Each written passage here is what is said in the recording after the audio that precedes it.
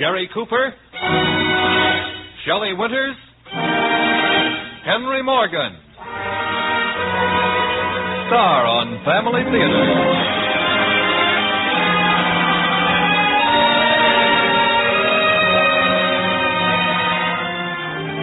The Mutual Broadcasting System, in cooperation with Family Theater Incorporated, presents Throw Your Heart in the Ring, starring Shelly Winters and Henry Morgan. Brief portions are transcribed. Gary Cooper is your host. You know, there's a certain kind of picture that always makes me feel good, whether I see it in an advertisement or in real life.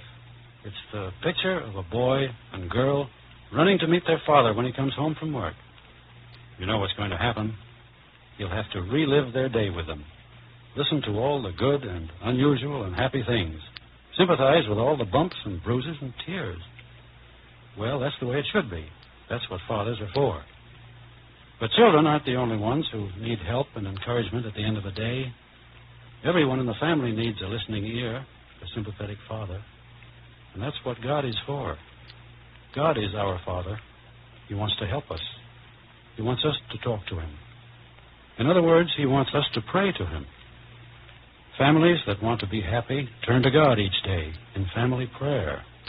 They realize that the family that prays together always stays together. Gary Cooper returns to bring you another message after our Family Theater story, Throw Your Heart in the Ring, starring Miss Shelly Winters and Mr. Henry Morgan.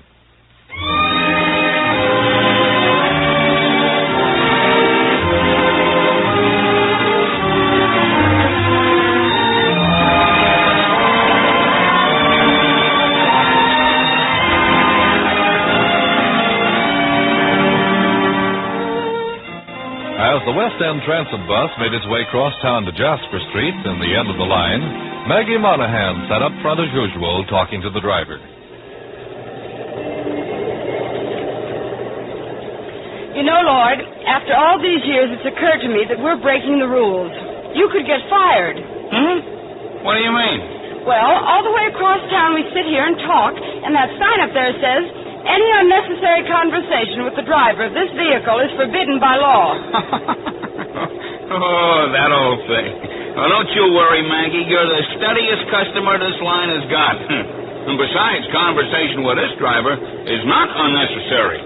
If I get bored. Well, just the same, it is a rule, and... Don't you ever break the rules, Maggie? Not me. In my job, you only break a rule once. Well... You will, Maggie. You will. What do you mean? Oh, some guy will come along and the only thing to make a girl like you break the rules is a guy. And if it's the right guy, you'll break every one in the book. Don't be so sure about that. Clay Street! Clay Street.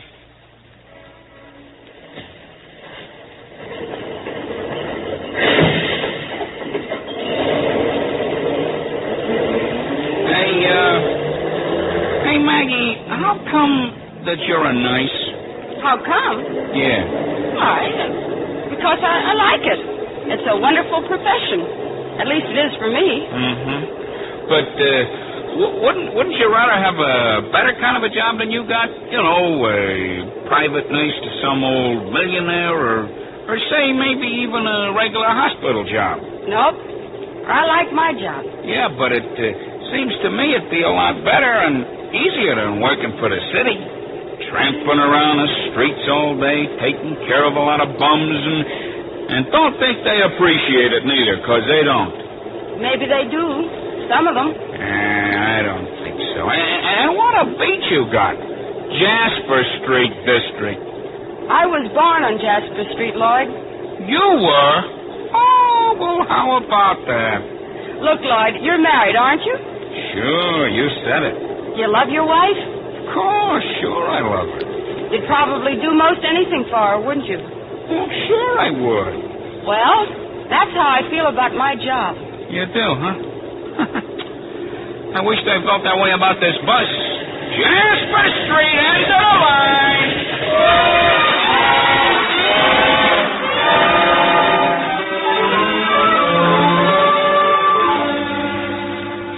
Sammy's got to dog being caught, Mrs. Gersel, and it could be your fault. I told you 4 months ago he should have shots for it.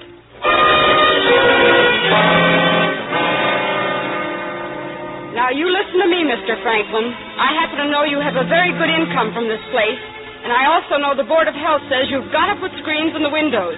And you darn well better have them up the next time I check in, or you'll be checking out.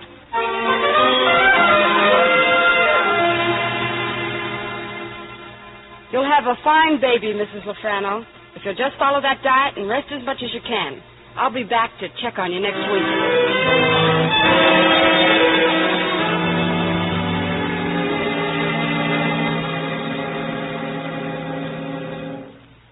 Your husband's doing fine, Mrs. Hagan. He'll be back at the job soon. So many people with this flu now. Don't I know it.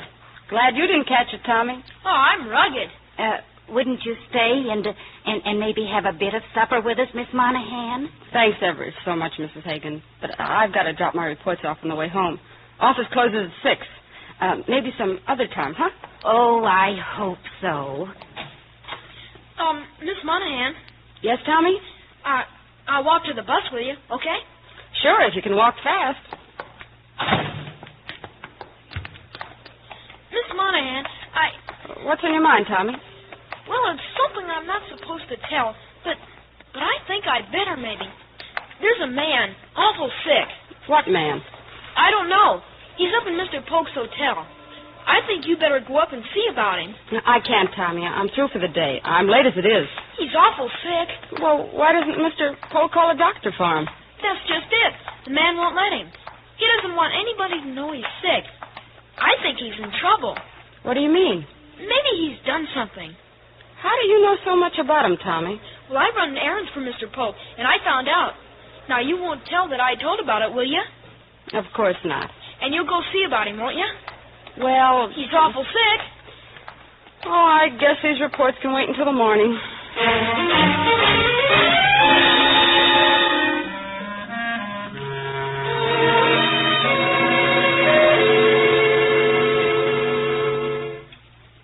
And you want to keep that record clean, don't you, Mr. Polk? Oh, yes, ma'am. Keep it clean. Good hotel, good record. Mr. Polk, I have a hunch there's somebody sick in this hotel. Somebody... Oh, this is a bad hunch, Miss Monahan. No, it's a good hunch. Where is he? There's nobody sick here. Who told you? Then he is here. There is a man, yes, but this man is not exactly sick. When a man is sick, he says, I am sick. This man says he is not sick. I'd better have a look at him, Mr. Polk. But, please, he just wants to be let alone. I promised him I would... Well, he's a good tenant, pays his bills, he's quiet. Where is he? Number 205. From here, I wash my hands of the whole thing. That's a good idea, Mr. Polk.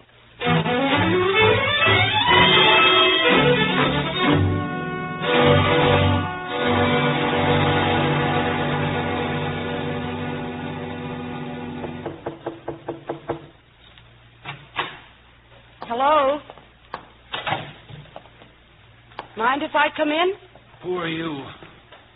Maggie Monahan? What do you want? I'm a nurse. Oh, you look like you could use a nurse. Get out of here, will you? In just a minute. You're pretty sick, aren't you? Who sent you here? Better lie down and take it easy. I want you to get out of here. Well, as long as you're sitting up, I'll fix that pillow for you. Mr. Polk isn't keeping you very comfortable, is he? He sends you here? Okay, you can lie back now. If you don't get out of here... Well, I'll just have to push you back. Oh. There. See how weak you are? You're a big, strong guy, too. Being sick is twice as hard on a big, strong guy like you. Let me alone. You want to lie here and die? It's my privilege. And it's my privilege to see that you don't. Besides, you're too young to die. Here, open your mouth. Under your tongue, please. That's fine. Now, I want you to get something straight. No one sent me here. Exactly. I heard there was someone sick up here, and, well, that's my business, whether you like it or not. Oh, look, miss. Please be still. You've lost a lot of weight, haven't you? Bet you haven't eaten anything for days. I'll hang these clothes up here for you. Mr. Polk doesn't take very good care of it. Here, come here. I'm afraid a gun wouldn't be the best thing for you right now. I'll just put it in your coat pocket. You know, this is a very nice suit. Doesn't look like it came from Jasper Street. That's not your business. You're right, it isn't. I'm a nurse, not a policeman. I'll take that thermometer now. Oh, go away. Go away. Have you got any money? Yes. I'll have Mr. Polk get some things for you. All right. Now, will you please get out? Just as soon as you answer a couple of questions.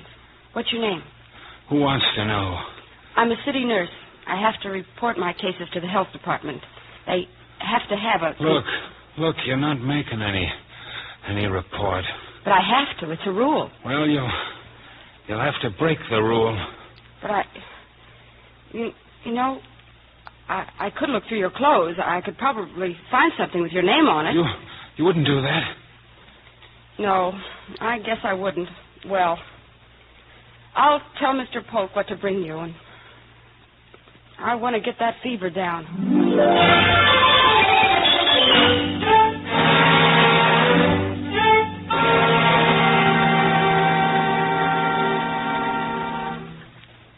Be sure he gets food 3 times a day. But who's going to run my hotel? No. I can't do this. You'll do it. Now, let me see the register. Register? Yeah. He did sign the register, didn't he? Why, sure. Good hotel here. Everybody signs the register. Yeah. Right here. His name. That's what I thought. Jones. You don't think this is his name? Do you? I'll see you tomorrow, Mr. Polk.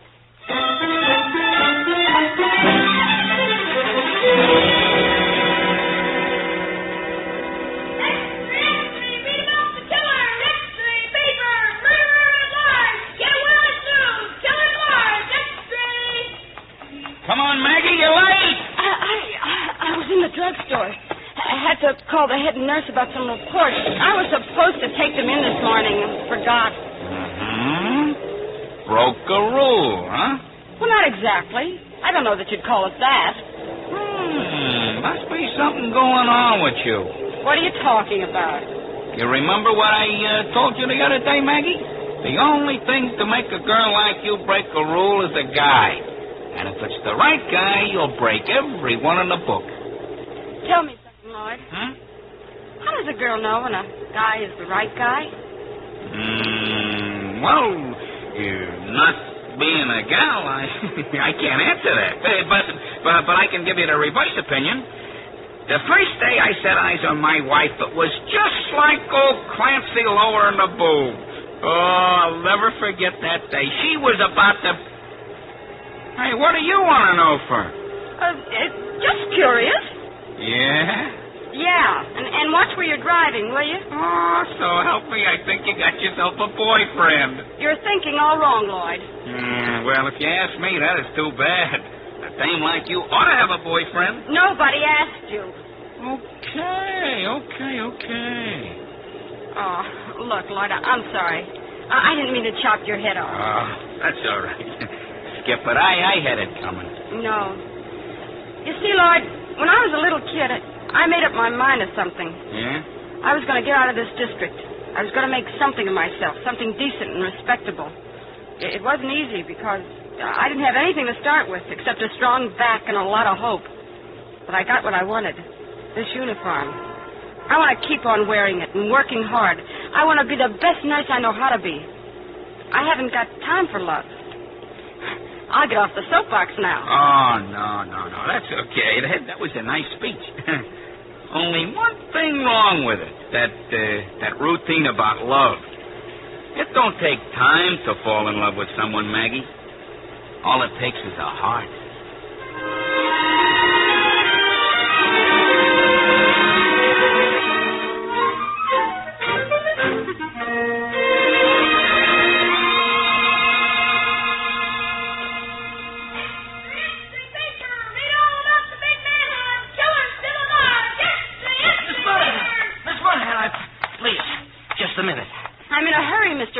Miss Monahan, something I found out. I'm worried. This man has a gun. I know it. You know it? Yes. How did you find out? And so what? Well, with everything going on like it is, Everything going on like what? This killer in the papers, maybe it could be that fellow. Killer? You mean you think... Oh, don't be silly. Just because he has a gun? He has. Well, maybe he's a policeman. A policeman? In my hotel? No, I don't... Now, take it easy, Mr. Polk. I'm going up. I'll ask him about it.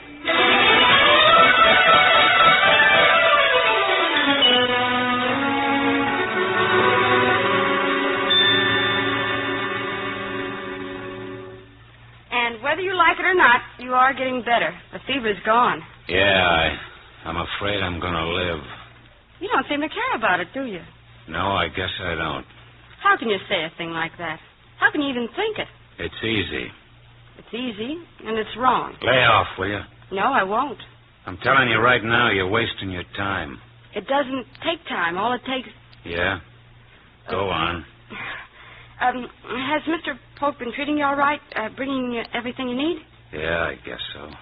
Look, I know this isn't any of my business, but, well, Mr. Polk is a little worried about you. He knows you're carrying a gun, and he's afraid that... Afraid that what? Oh, nothing. You know something? You need a shave. I'll bet you're a good-looking guy with that beard off. I'd be glad to give you one. It's part of my training, you know. Look, I can shave. Okay. I don't think I introduced myself properly. My name is Miss Monahan. Maggie Monahan. What's yours? Listen, Maggie Monahan, you've been good to me, darn good to me. Why you've wasted your time, I don't know, but it's a lost cause, so give it up.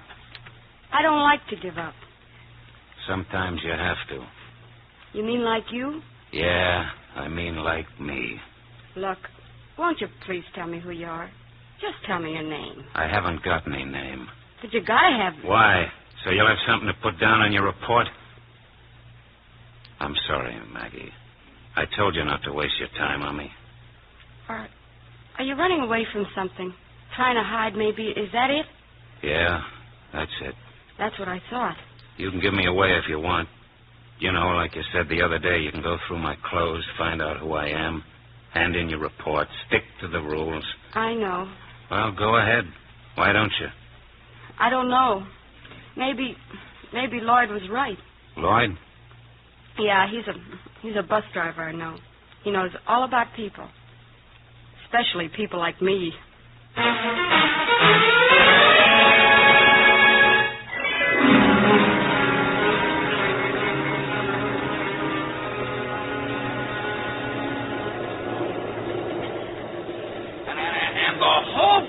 Over on State Street, the biggest murder this town has had in years. It's real good, Maggie. Well, so anyway, see, the guy was shot right through the head. Shot? Shot with a gun? Yeah, Maggie, shot with a gun. What do you usually shoot people with? A gun. Look, Maggie, what's the matter with you anyway? Nothing, Lloyd. I don't know. I don't know what's wrong with me lately. Yeah, well, maybe you're in love with something besides that job. Maybe. First Street! Driver, out here, please. Yeah, watch your step now, lady. Extra paper! Read all about the murder! The big killing!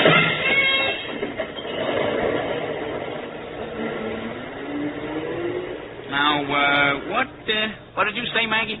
I didn't say anything. You did so, right before First Street. I said something about maybe you was in love, and you said, maybe. You must be hearing things, Lloyd. Yeah. Well, what do we talk about next, huh? Care to talk about the murder? I said, shall we talk about the murder? Shall we talk about anything? I'm just talking to myself. Oh, well, Jasper Street, end of the line, is right.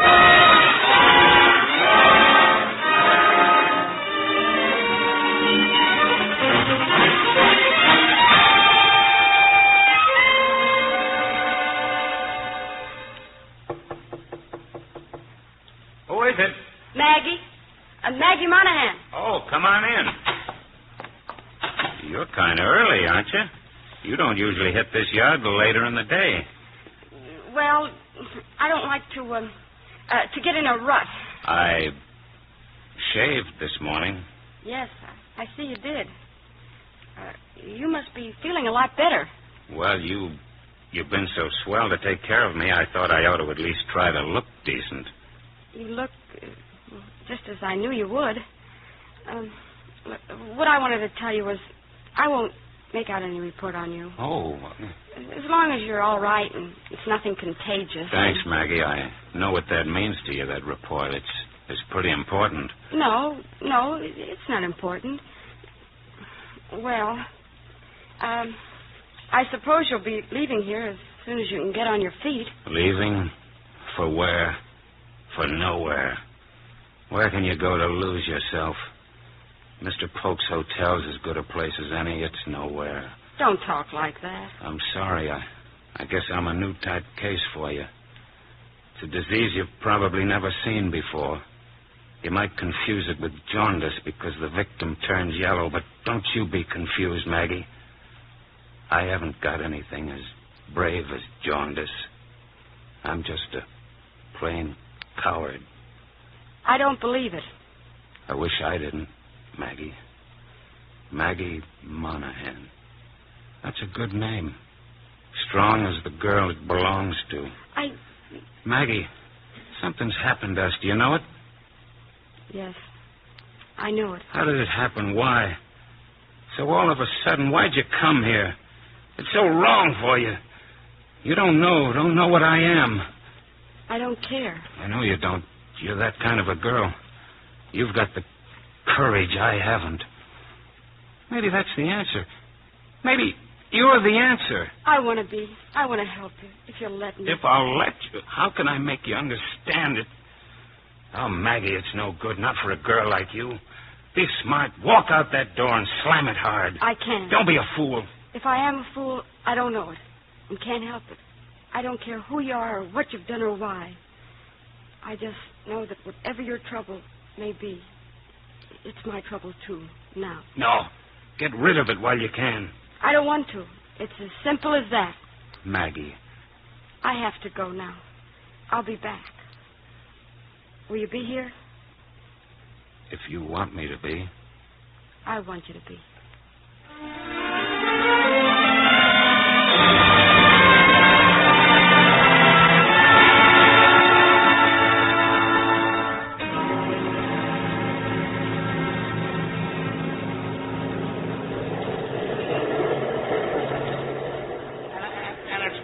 I don't know whether you wish to converse with me or not.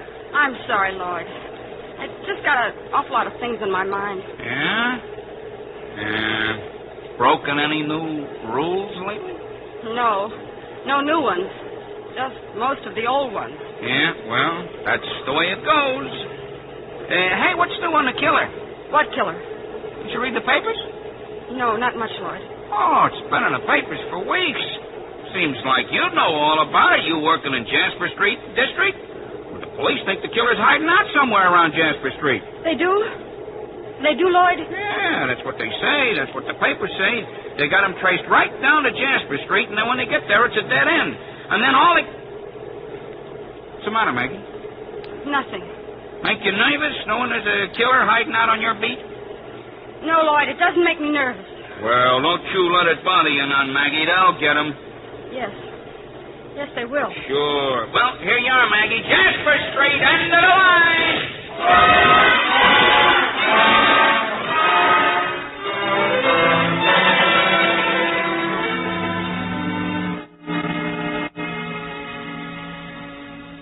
Please, Miss Monahan, wait a minute. I want to say something to you. This man, I think maybe we should call the police. Miss Monahan, wait a minute, please. Miss Monahan.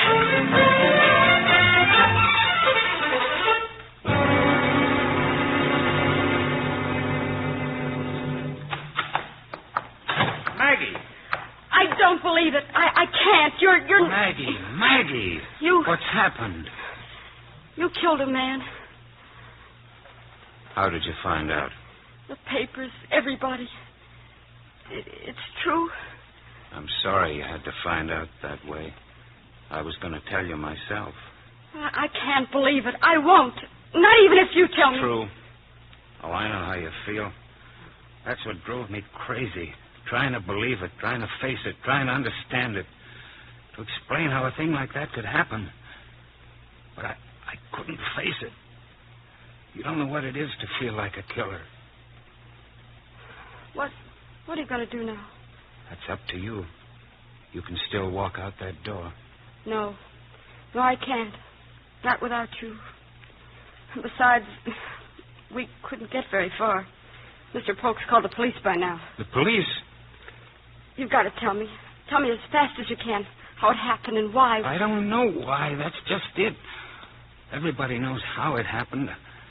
I hit him. You hit him? And just somehow he went down for the count, and he didn't get up. Ever. I won the fight, Maggie.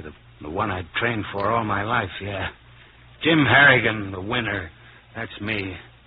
Jim Harrigan? I didn't even hear him say it. All I heard was Killer Harrigan. And all I saw was that poor guy lying there with a broken neck. It finished me. I couldn't fight anymore. I was afraid to. So I ran away to hide. Scared of myself. I went a little nuts. Even bought that gun. I don't know what. And you came along and... Don't cry, Maggie. Please, don't cry. I'm not really crying. Oh, you don't understand. It's so crazy. I can go back if you'll go with me. Will you go with me, Maggie? Jim Harrigan, you've got yourself a deal.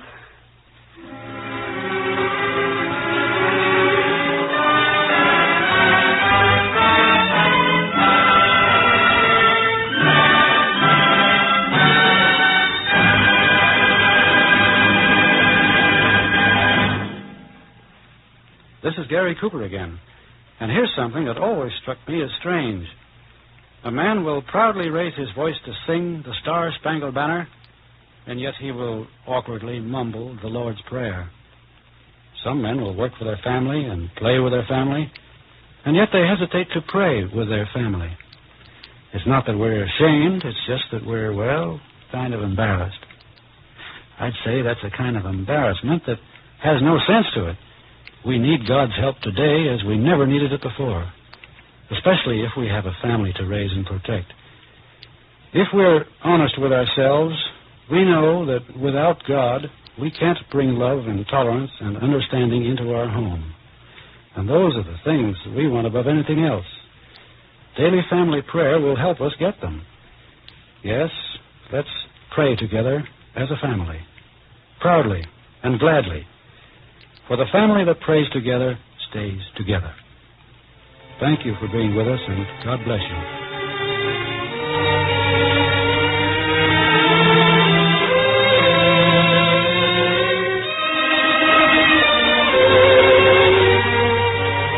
Our grateful thanks to Gary Cooper, Shelly Winters, and Henry Morgan for their appearances, and to Martha Wilkerson for writing our play. Original music was scored and conducted by Max Terr. This production of Family Theater Incorporated was directed by David Young.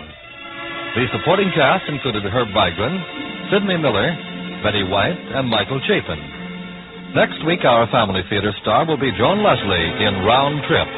Your host will be Pat O'Brien. This series of the Family Theater broadcasts was made possible by the thousands of you who felt the need for this kind of program, and by the Mutual Broadcasting System, which has responded to this need. Be with us next week at the same time when Pat O'Brien, Joan Leslie will star on Family Theater. Your announcer, Merrill Ross.